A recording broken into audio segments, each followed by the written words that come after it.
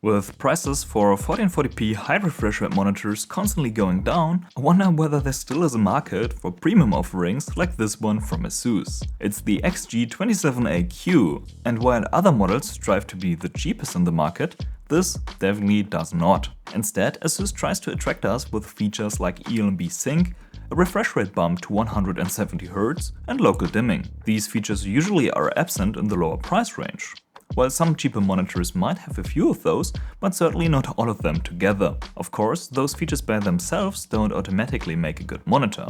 So let's see whether the XG27AQ actually deserves to be called a premium offering, or if it's just overpriced.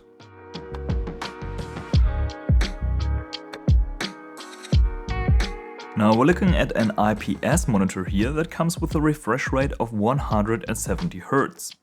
Well, actually the XG27AQ comes as a 144Hz monitor out of the box, and we have to manually enable 170Hz through the overclocking option in the monitor's OSD menu. So far that's nothing too odd, but after doing so it displays a warning saying that this may cause flickering and we might have to downclock the monitor. To me that's a no-go for a monitor that's clearly advertised as a 170Hz monitor and not as a 144Hz monitor that might do 170Hz if you're lucky. Now, to be fair though, I have to say that 170Hz works perfectly fine on my unit, so I will give Asus the benefit of the doubt here and assume that warning is just overly cautious. I definitely didn't encounter a single situation where the XG27AQ started to flicker or anything like that. That's also true when using adaptive sync. Nvidia did certify the XG27AQ as G-Sync compatible, meaning G-Sync is enabled by default in case you're using Nvidia hardware. In my testing with a 2070 Super,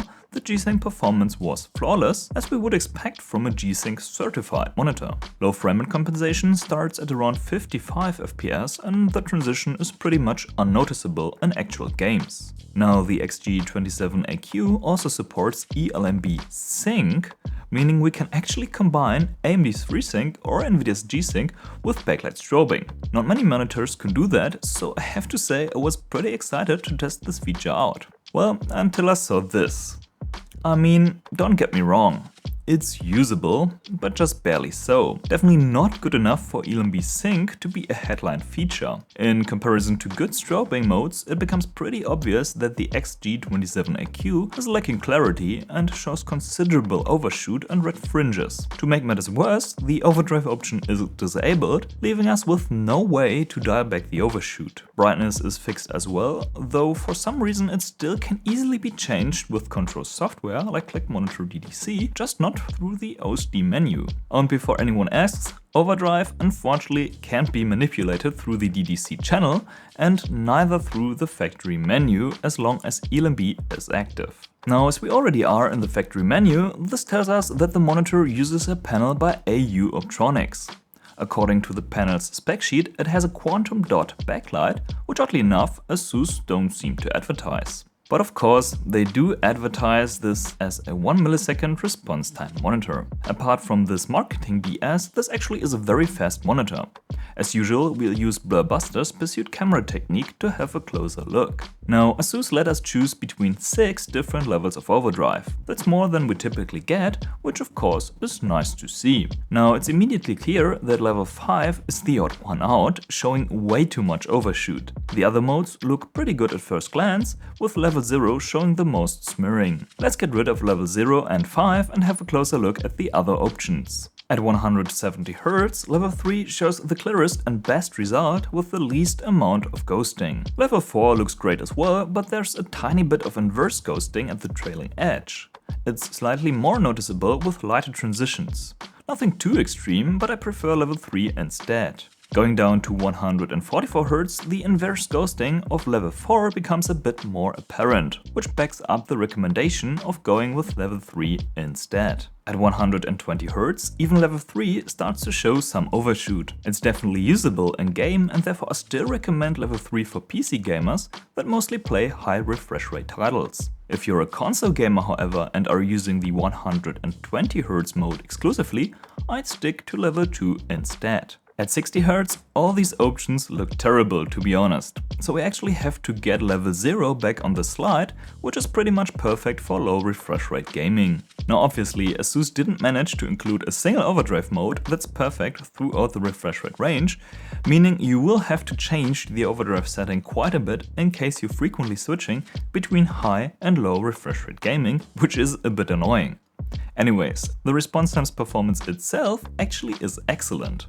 Let's pull up some comparisons. When we compare the XG27AQ's best mode to the Dell S2721DGF, we get an ever so slightly clearer image with the Asus. The Gigabyte G24F is one of the fastest 24-inch IPS monitors, and those two images look absolutely identical to me when it comes to ghosting and motion blur. Now the AW2721D obviously looks clearer than the Asus, but it's a 240 Hz monitor, so that doesn't really come unexpected. Setting them all to 144 Hz gives us a much fairer comparison. And honestly, with the refresh rate being equal, I couldn't say that any of these looks better or worse.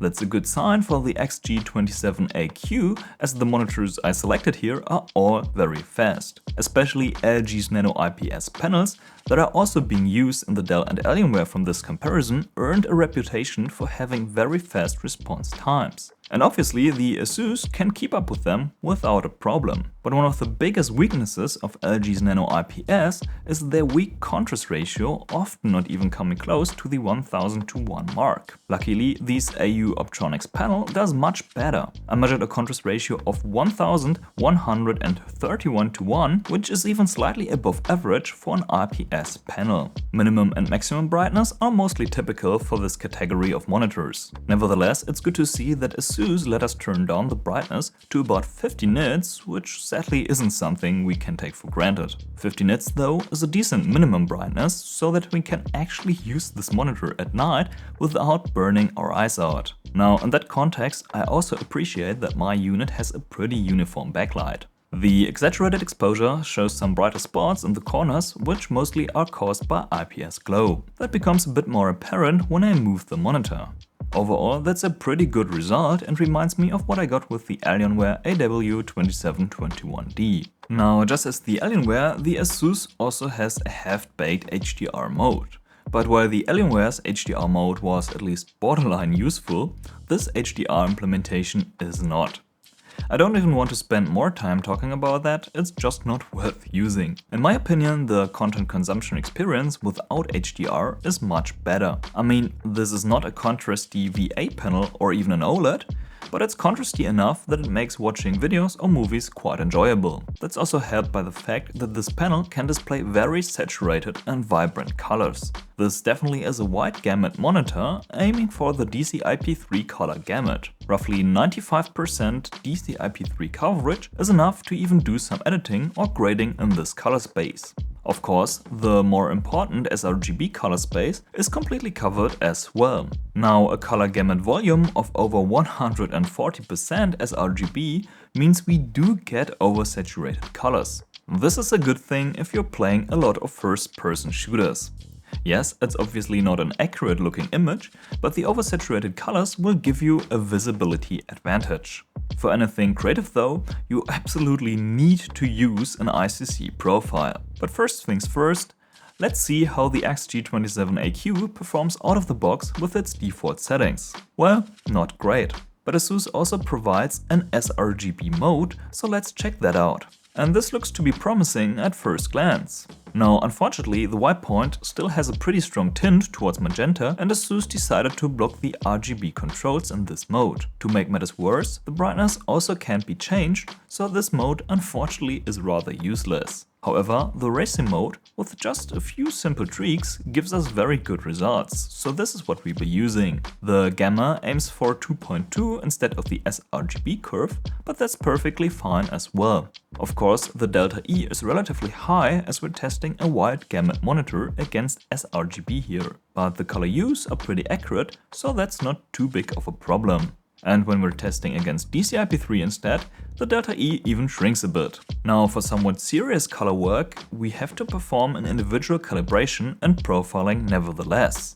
The results are very good for both sRGB and DCI-P3 after doing so. In case you can't calibrate and profile your monitor, these are the settings I recommend using. As always, you can download my ICC profile from the description down below, and I suggest using this in conjunction with these settings. Now let's quickly talk about ergonomics. The XG27AQ has quite a big footprint on your desk and extends pretty wide to either side. Luckily though, the monitor itself is mounted wide towards the front, almost overhanging the stand. I don't even have to bring it all the way up to my desk pad for me to have it close enough. For me, there still is enough space left for my mouse, so I don't feel I would smash my mouse into the stand, which of course is nice, especially as the lower part of the stand actually is made from metal and feels pretty sturdy. The stand allows for height and tilt adjustment. In addition to that, swivel and pivot can also be adjusted, though the monitor can only pivot in one direction, which I honestly think is a pretty good idea, because this makes putting it back into a horizontal position pretty easy. All the other adjustments, however, don't provide any center markings or resistance. When it comes to design, the XG27AQ really is nothing special. The backside is pretty gamery, but I have to admit that it's kinda nice that the shiny ROG logo actually has some RGB LEDs underneath. Apart from that, I personally think all these gamery patterns and whatnot generally look a bit cheap, and I would have preferred a more minimal design, but taste is subjective. But I'm sure we can all agree that these speakers don't sound very good at all. Now, is the Asus XG27AQ worth buying? At its current price of about $450 US, it's honestly hard to recommend. Don't get me wrong though, it's a really good monitor, and when the price may come down in the future, I can totally see myself recommending this. It's as fast as LG's Nano IPS offerings, but has a much better contrast ratio.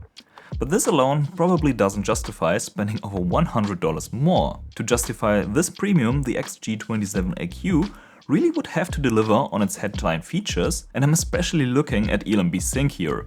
If the ELMB implementation would be close to something like Zoe's DIAC, this would totally make it worth the extra cash. So coming back to the initial question, whether the XG27AQ is overpriced, at the time of reviewing, I have to say it is.